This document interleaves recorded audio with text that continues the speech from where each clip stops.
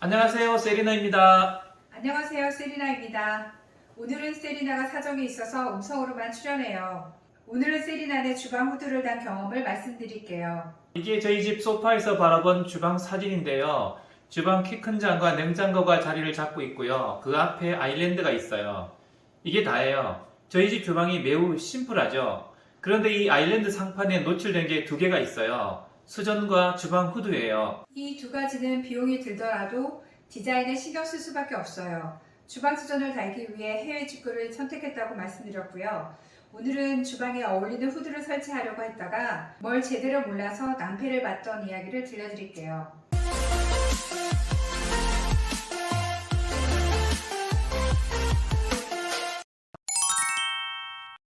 저희 집 주방 이야기를 시작하기 전에 다양한 주방 후드를 감상부터 해볼게요. 후드도 생각보다 다양한 디자인들이 있더라고요.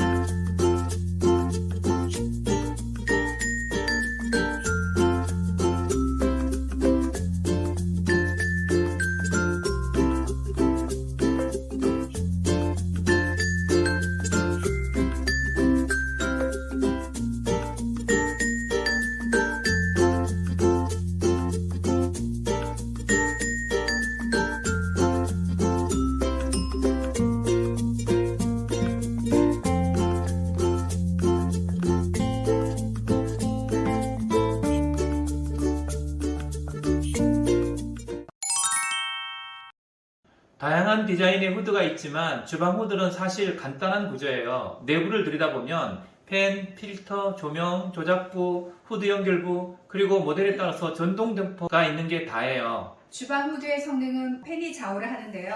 1단, 2단, 3단으로 올리면 바람 세기가 커지고요. 다른 유튜브를 보면 A4 용지를 붙여가며 실험을 하는 영상도 있어요. 하지만 셀리나는 이런 실험은 하지 않았어요. 제품 설명서를 보면서 풍량이랑 소음 등을 비교해 보았어요. 여기에서 흡입력과 관계가 있어요. 이 숫자가 높을수록 모터 세기가 세고요. 그만큼 냄새나 연기를 세게 빨아들여 배출해요. 소음은 데시벨로 표시하는데요. 모델마다 차이가 있긴 하지만 높을수록 그에 비례해서 소음이 커져요. 주방 후드를 세게 틀면 소리가 커지는 것은 당연한 거죠. 셀리나는 아일랜드 주방이라 후드 선택의 폭이 넓진 않았어요. 아일랜드 주방에서 오픈형 디자인, 천정형 디자인, 다운 드래프트 디자인 적용이 가능해요. 탄소 필터형이 디자인은 예쁘지만 실용적이지 않을 것 같아서 배관형으로 했고요. 천정형과 다운 드래프트형은 너무 비싸서 제외를 했어요. 배관이 있는 오픈형 디자인 중에서 골라야 했는데요. 저희 집 주방이 곡선이 없는 편이어서 원형 후드를 원했어요. 고민하다가 프랭키 실렌드라라는 모델을 선택했는데요. 인터넷 최저가를 찾아서 주문해놓고 주방팀에 설치를 부탁했어요. 포장을 뜯어보고 나서 주방팀이 난색을 표하더라고요. 천정 높이 때문에 후드를 설치할 수가 없다는 거예요. 속이 쓰렸지만 구입한 후드를 반품해야 했어요. 판매업체에서는 제품을 뜯었으니 30%를 제하고 반품을 받아준다는 거예요. 포장비, 배송비도 셀리나가 부담을 해야 했고요. 포장만 뜯어 제품을 꺼내본 값으로 눈앞에서 36만원이 날아가 버렸어요. 셀리나가 후드를 설치하면서 몰랐던 게 있었던 거예요. 사실 제품에 대한 설명은 제품 설명서에 다 있어요. 셀리나는 그것을 무시했던 거고 그 대가가 쓰인 것이었어요. 여기 설명서에 보면 후드의 높이가 나와요.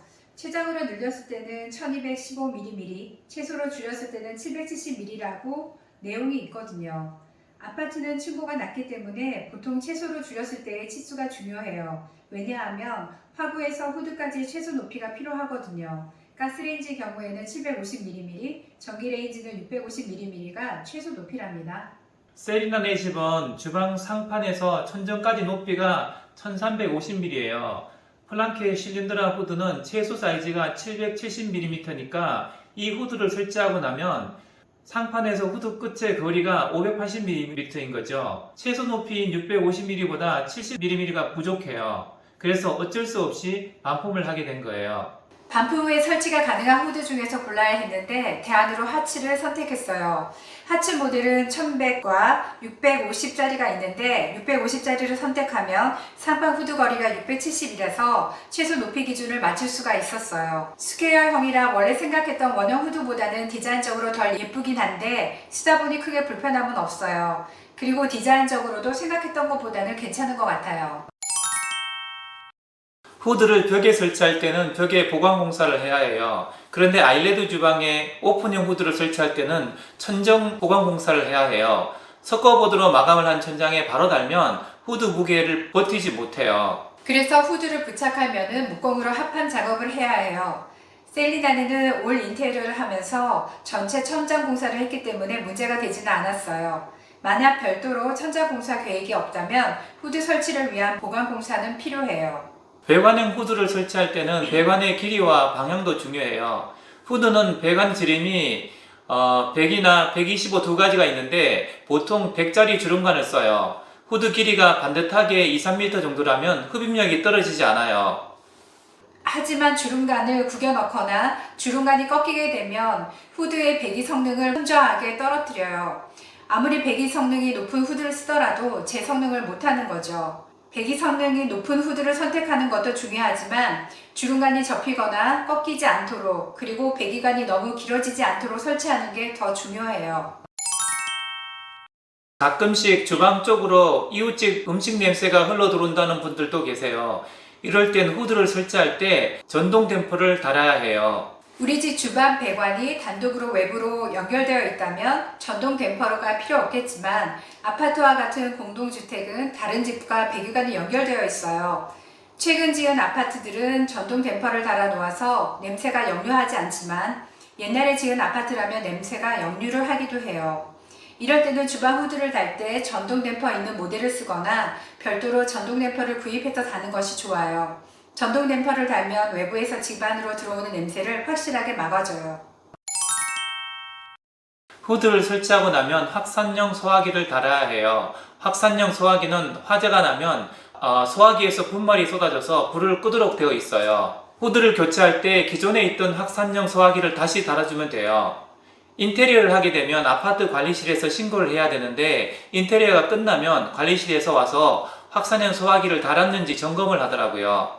셀리나는 이것을 20만 원이나 주고 소방 안전업체에 부탁해서 달았어요. 셀리나가 직접 달기엔 어려운 디자인도 있지만 국내 생산 제품들은 셀프로 할 수 있다는 거예요. 다음에는 후드 교체를 할 일이 있다면 소화기를 구입해서 직접 달아볼 거예요.